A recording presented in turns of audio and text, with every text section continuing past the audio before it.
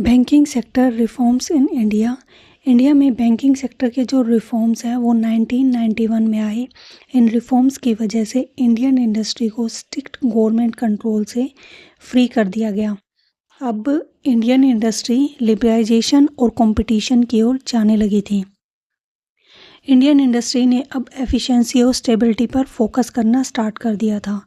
जो की चेंजेस थे इन रिफॉर्म्स की वजह से वो था ग्लोबल बैंकिंग रूल्स। फर्स्ट था ग्लोबल बैंकिंग रूल। इंडिया ने ग्लोबल बैंकिंग रूल्स को एक्सेप्ट किया, अडोप्ट किया, adopting international Basel capital standard. Second is जो स्ट्रेस्ड एसेट्स थे उनकी प्रॉब्लम को सॉल्व करने के लिए implementing the insolvency and bankrupt code IBC for stressed asset. Third is strengthening supervision by RBI के थ्रू सुपरविजन को स्ट्रॉन्ग बनाने की कोशिश की गई। फोर्थ इज डिजिटल टेक्नोलॉजी को एडॉप्ट किया गया। और जो इसके अलावा की रिफॉर्म्स के अलावा जो हिस्टोरिकल रिफॉर्म्स थे उनमें था सबसे पहले 1991 और 1998 का नरसिम्हा-वर्मन कमेटी फर्स्ट एंड सेकंड। नरसिम्हा-वर्मन जो कमेटी थी फर्स्ट और सेकंड, उसमें SLR, CRR और जो रेट ऑफ इंटरेस्ट था उसको डीरेगुलेट करने की कोशिश की गई।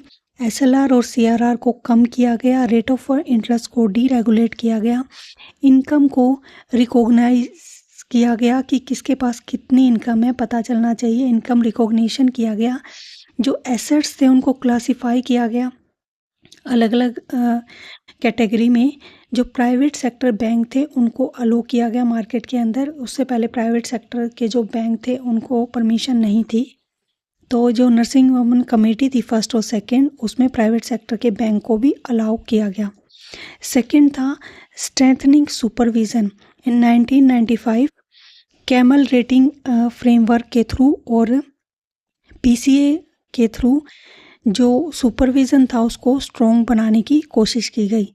कैमल रेटिंग में capital adequacy, asset security, management, earnings, liquidity etcetera को रखा गया और PCA के अंदर प्रॉम्प्ट करेक्टिव एक्शंस को रखा गया।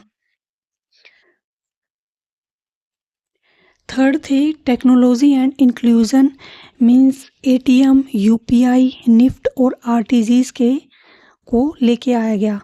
फोर्थ था insolvency and bankrupt code IBC बोलते जिसे हम।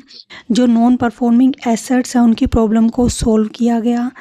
बैंक बैलेंस शीट को